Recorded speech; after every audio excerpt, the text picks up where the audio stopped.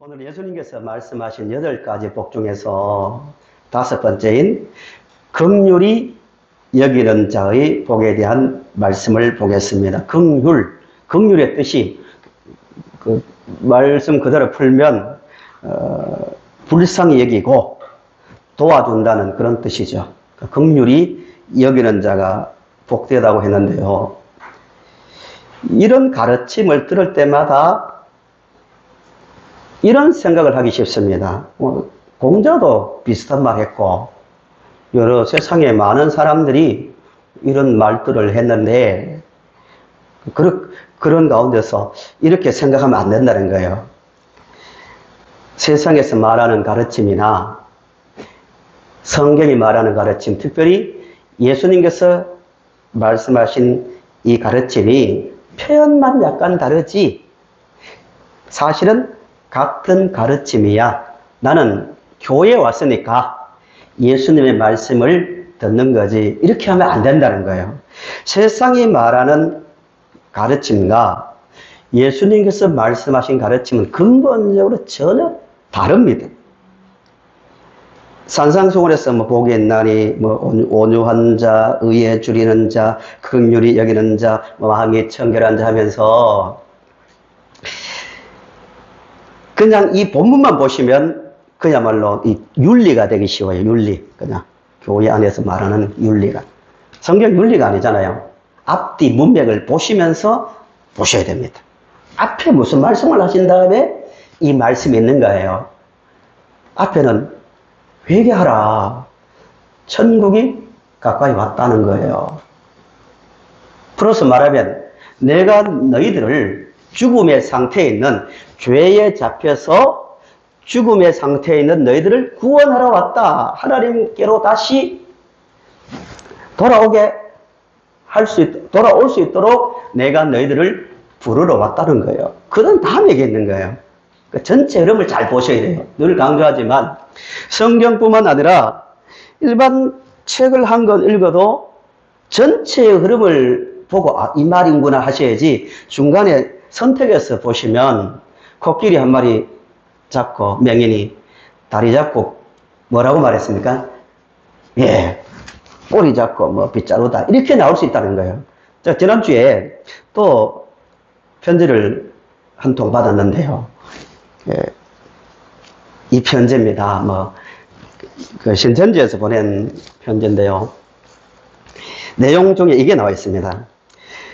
주께서 농민이었던 저에게 계시록의 실상을 보여주시고 계시록 22장 8절 16절 같이 교회들에게 가서 제가 보고 들은 그것을 증거하라 하셨습니다. 하나, 옛날 예수님 초림 때와 같이 오늘날 또 교회들은 약속의 목자인 저를, 약속의 목자가 누구예요? 이모시죠. 약속의 목자인 저를 받아주지 않고 이단으로 취급하며 핍박하였습니다. 하고 이제 자기 이야기를 하는 거예요. 그러면서 편지도 어떤 분이 한 통 보내왔더라고요. 저는 대부분 이렇게 흘러갑니다. 저는 모태신앙으로 교회 생활 열심히 했고 여기서 봉사도 했는데 어느 날 친구의 소개로 거기 가서 말씀을 들었는데 이전에 듣지도 못하던 놀라운 말씀을 들었습니다. 이렇게 나옵니다. 문제가 뭐냐면은 기존 교회에 다닐 때 교회 생활은 열심히 했지만 우리의 진리의 유일한 법도인 하나님께서 언어로 우리에게 주신 이 말씀을 제대로 배우지 않으니까 이미 충분히 나와 있는 말씀인데도 거기서는 처음 듣는 거예요. 조심해야 될 게 뭐냐면 말씀을 들을 때 다가오면 은혜고 내 마음에 안 다가오면 은혜 아니라는 거예요. 아니에요. 마음에 다가오기 전에 먼저 머리로 이 말 이런 뜻이구나. 이런 뜻이구나. 하나님 이렇게 말씀하셨구나. 우리의 상태에 따라서 안 다가올 수 있는 거예요. 우리가 천사도 아니니까 내 감정 이전에 하나님 이렇게 말씀하셨구나. 그렇구나. 공부를 해야 됩니다. 마치 학교에 열심히 다녔는데 도시락 2개씩 싸들고 저희 때만 해도 2개씩 싸들고 다녔거든요. 열심히 먹고 열심히 수업에 앉아있는데 정작 뭘 안 합니까? 공부를 안 하는 거예요. 나는 열심히 학교 다녔다고. 근데 아닌 것은 그렇게 될 수 있는 거예요. 신앙생활은 본질을 찾는 본질. 요즘 영적으로 어두운 시대잖아요. 하루가 다르게, 정말 하루가 다르게 영적으로 어두워져 가는데, 정말 노아처럼, 아브라함처럼 주변의 환경과 관계없이 나는 이렇게 믿는다, 나는 하나님을 이렇게 알고 있다, 확신을 가지려면 유일한 방편입니다. 하나님께서 여러 사람을 통해서 말씀을 주신 이 말씀을 통해서 하나님을 이해하고 구원을 이해하고 하나님의 사랑을 이해하고 하나님의 인도가 무엇인지를 알아가는 확신이 있는 거예요. 그러면 내 혼자 있어도 신앙은 문제가 되지 않는 거예요. 말세가 되면 어쩌면 혼자 서서 신앙생활을 해야 될 때가 올지도 모릅니다. 평상시에 미리 철저하게 말씀으로 무장하셔야 됩니다. 다시 말씀드리면 앞뒤 문맥을 보시라고요. 앞뒤 문맥을. 저게 목사의 말인지 하나님 말씀인지 구별할 수 있는 능력을 키워가야 됩니다. 타인에 의해서 내 믿음이 좌우되면 안 되잖아요. 내 믿음 객관화된. 그래서 앞뒤 문맥을 보시라는 의미에서 좀 길게 말씀을 드렸습니다. 그러니까 긍휼히 여기는 자는 복이 있다. 이 말이 세상이 말하는 긍휼, 세상 사람들 중에서 긍휼히 여기를 하지 훌륭한 사람들이 누가 이기적으로 살라고 하겠습니까? 이 의미가 무엇인지를 전체 흐름을 보면서 말씀을 보도록 하겠습니다. 두 곳을 찾겠습니다. 오늘 두 곳을 특별히 본문을 읽어놓고 본문을 이야기해서 두 성경을 보도록 합니다. 첫째는 마태복음 18장 21절에서 35절입니다. 성도님들은 앞에 화면을 보시면 되겠습니다. 18장을 보시면 마태복음 18장 21절부터 35절 말씀 이런 내용이에요. 공부를 한번 해보겠습니다. 아시지만 21절 그때 베드로가 나와 이르되 주여 형제가 내게 죄를 범하면 몇 번이나 용서하여 주리까 7번까지 하오리까. 이 말이 단순한 말이 아니에요. 그 시대로 들어가면 율법주의 바리새인들의 사상이 전체를 잡고 있는 시대인데 용서가 어디 있습니까? 죄 지으면 돌을 던져야지. 그런 시대에 이런 말을 한다는 거예요. 베드로서는 엄청난 말을 하고 있는 거예요. 이 질문 때문에 나오는 그 대답이 22절부터의 말씀이에요. 예수께서 이르시되 내게 이르노니 7번뿐 아니라 7번을 70번까지라도 할지니라. 끝까지 용서해라 이 말이죠.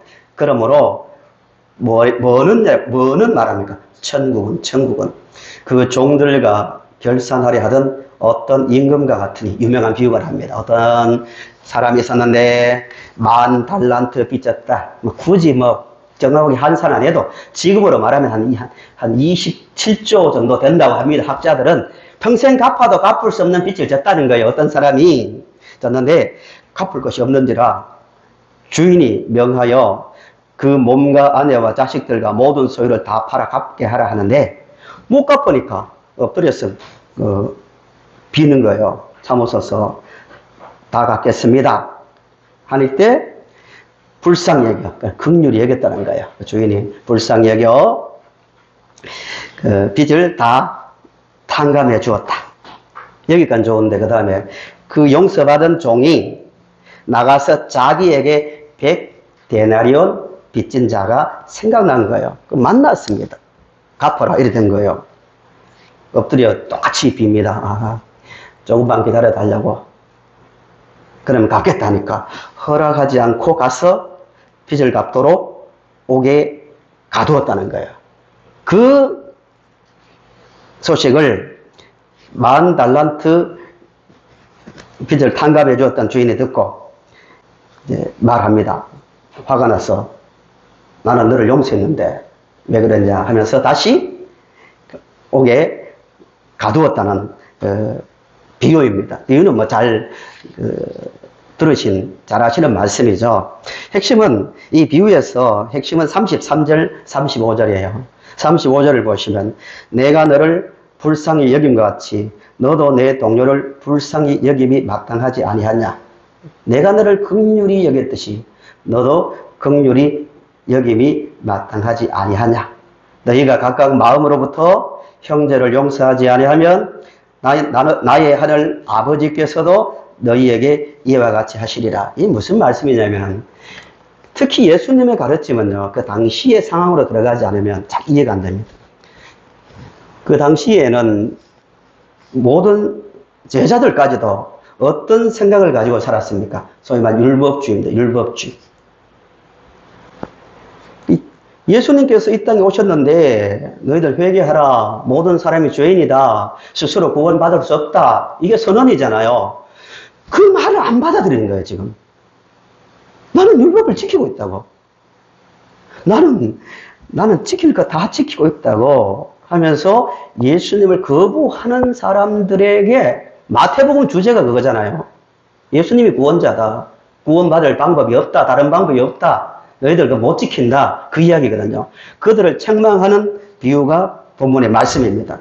자기가 다 지킨다고 생각하니까 주변 사람들을 긍휼히 여길래 여길 수가 없는 거예요.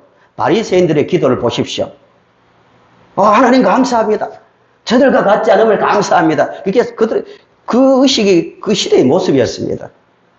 그들에게 하신 말씀이 너희들도 1만 달란트 빚진 자와 같다. 죄에 잡혀있다. 죄라는 죄로 인한 죽음이라는 빚에 잡혀있다. 거기서 탕감받지 않으면 너희들 절대 구원을 받을 수 없다. 그 은혜를 알라는 말씀이 이 비유의 내용입니다. 두 번째 하나 더 보겠습니다. 누가복음 10장 25절에서 37절입니다. 누가복음 앞에 화면을 계속 보시면 되겠습니다. 누가복음 10장 말씀을 보겠습니다. 이 말씀도 너무너무 유명한 그 비유죠. 소위 말하는 선한 사마리아인의 비유죠. 세상 불신자들도 알만한 유명한 말씀인데요. 이 비유도 왜 시작하냐면 25절 때문입니다. 25절을 보세요. 어떤 율법 교사가 일어나 예수를 뭐 하려고 지금 합니까? 시험하는 게. 시험하여 이르되 선생님, 내가 무엇을 하여야 영생을 얻으리까? 라는 질문을 합니다.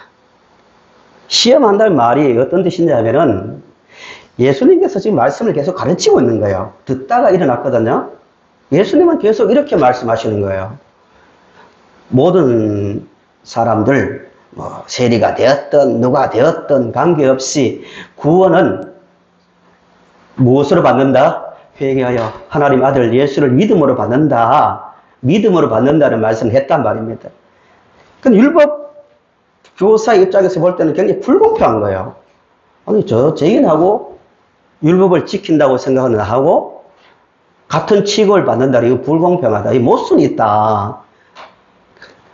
예수님의 가르침의 모순을 드러내기 위해서 질문한 겁니다. 배경을 이해하시겠죠? 그때 예수님께서 이제 의도를 하시고 이제 말씀하십니다. 어떤 사람이 예루살렘에서 여리고로 내려가고 있는데 가다가 강도를 만났다. 거기에 누가 지나갔습니까? 첫 번째, 제사장이 지나가다가 보고 피하여 갔고, 두 번째, 레위인도 보고 피하여 갔다. 그런데 거기에 유대인들이 경멸하는 사마리아인이 지나가다가 가까이 가서 상처를 싸매주고 나귀에 태워서 여관에 데려다주고 경비가 더 들면 여행을 끝내고 돌아올 때 더 주겠다고 했다. 결론이 강도 만난 자에게 누가 참된 이웃이냐.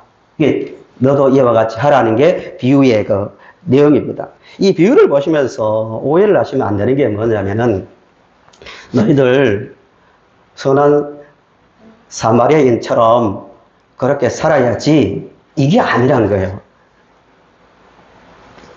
앞뒤를 보시면 율법 교사에게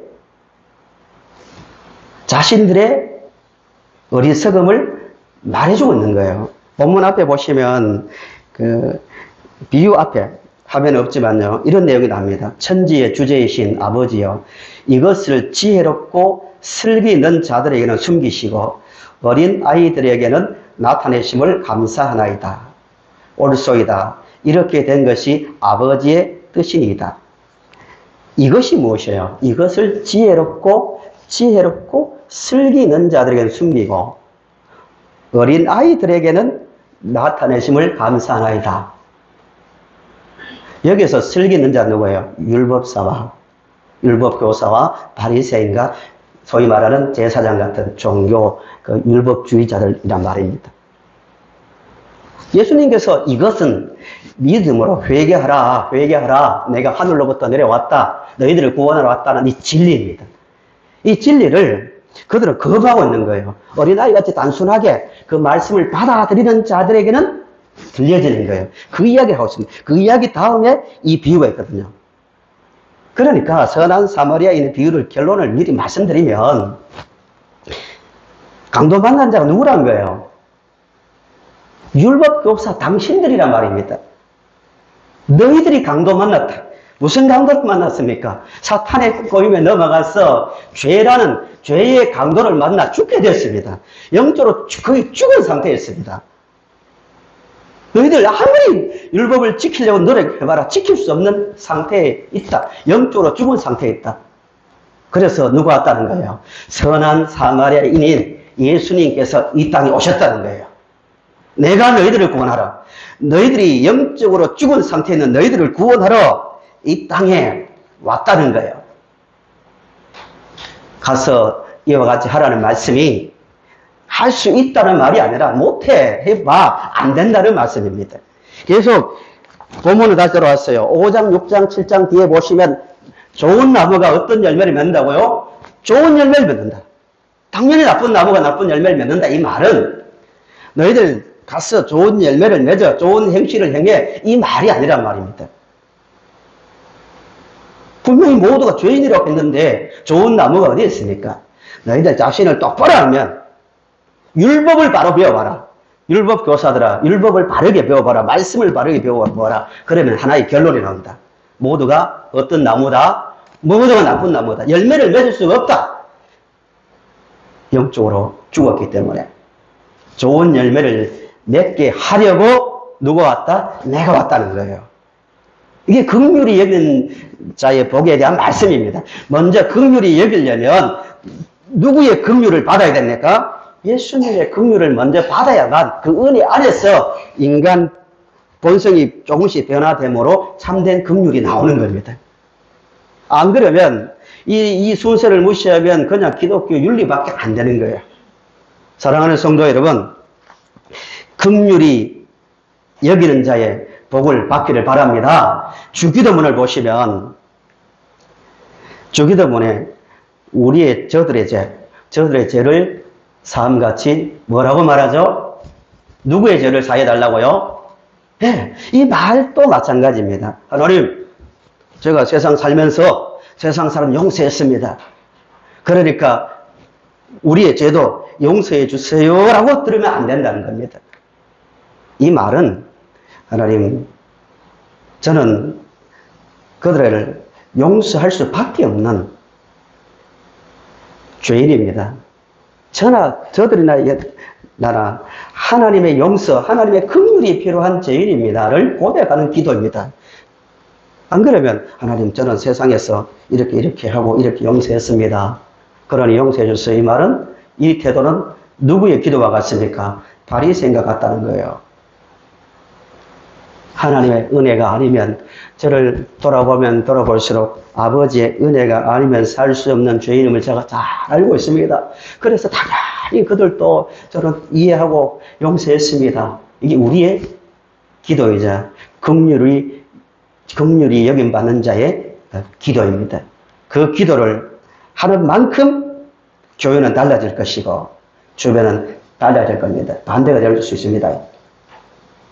아, 우리는 이만큼 했으니까, 이만큼 용서했고, 이만큼 사랑했으니까. 잘못하면 우월의식을 가질 수 있습니다. 오히려 세상 사람들에게 빛이 아니라 그들에게 예면을 받을 수 있는 거예요.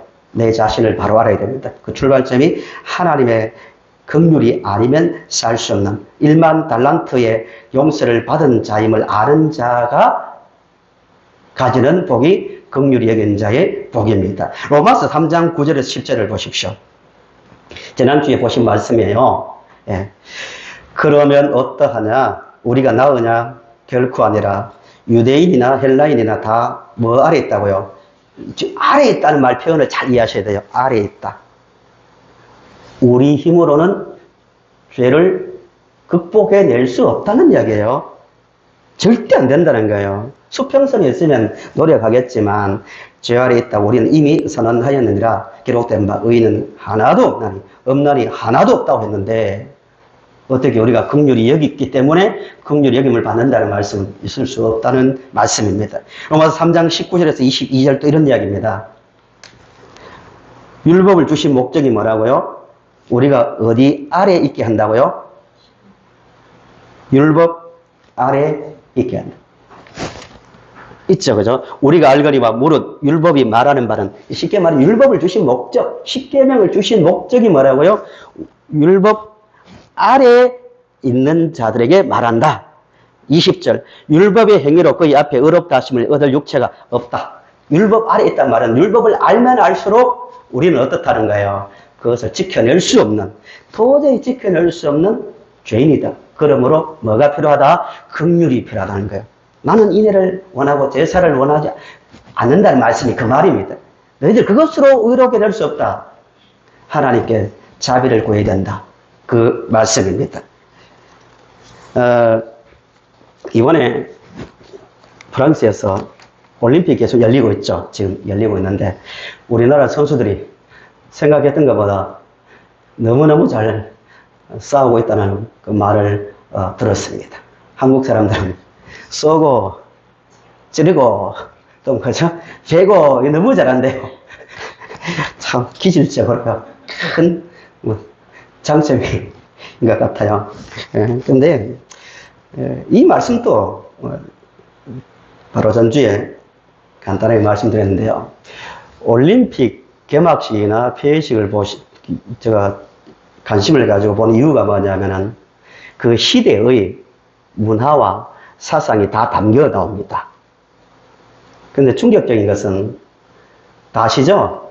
예수님의 최후의 만찬, 자기들은 변명했지만 최후의 만찬 장면을 패러디해서 거기에 남장 여자입니까? 여장 남자입니까? 이렇게 해서 동성애를 아주 인정하고 뭐 찬양에 가까운 그런 패러디를 했는데요. 그래서 기독교계에서 이거 있을 수 없다 하고 비난하니까 마크롱이 프랑스 총리가 어젠가 한마디 했습니다. 아니 예술의 자유를 압박하거나 침해하지 말라고 우리의 자유다고 이렇게 말했습니다. 이 시대를 대변하는 그 말입니다. 하나님 어디 있냐고. 단순하게 그 사건 하나가 문제가 아니에요.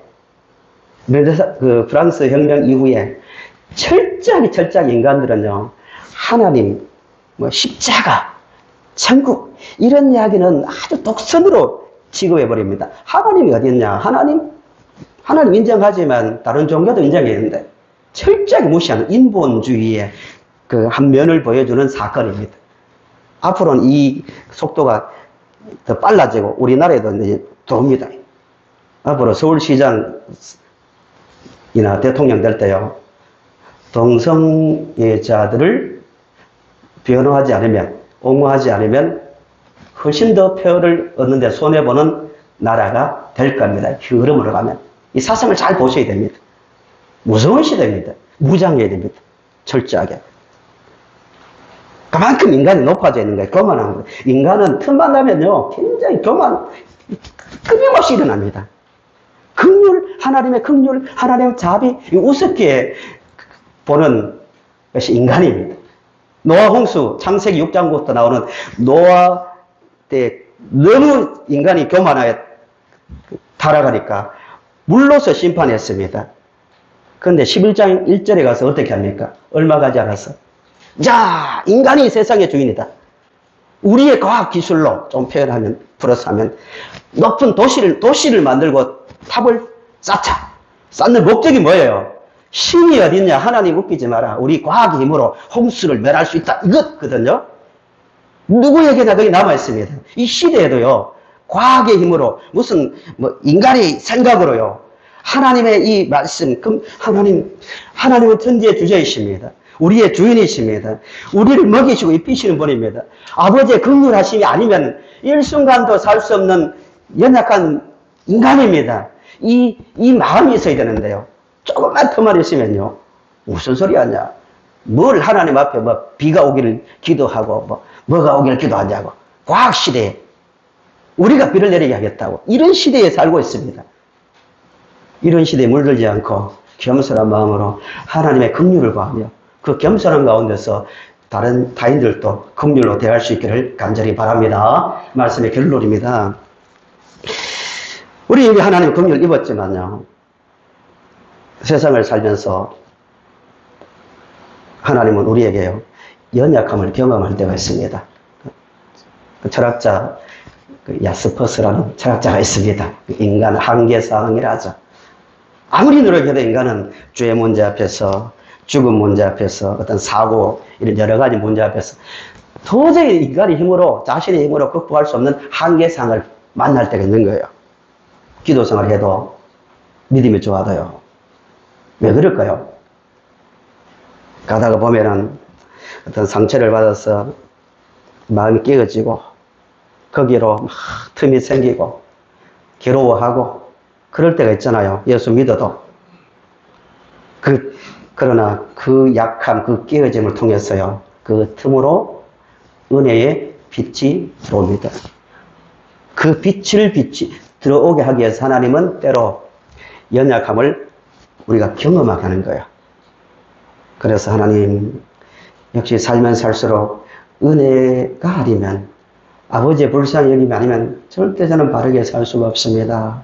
불쌍히 여겨주십시오. 그렇게 어쩌면 만들기 위해서 하나님은 우리에게 약함을 경험케 하시고 남겨두신지도 모릅니다. 우리는 항상 생각해야 됩니다. 우리는 약한 존재입니다.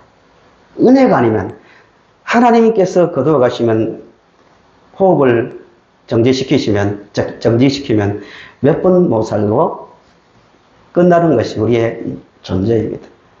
자신을 항상 생각하면요. 살면서 전능하신 하나님, 사랑의 하나님을 항상 의지하면서 그 눈 가운데서 만나는 모든 사람들을 주의 사랑으로 긍휼함으로 대할 수 있는, 그래서 정말 우리가 있으므로 숫자는 몇 명 안 되지만 우리가 있으므로 많은 사람이 위로받고 또 삶이 회복되는 그런 은혜가 일어나기를 간절히 바랍니다.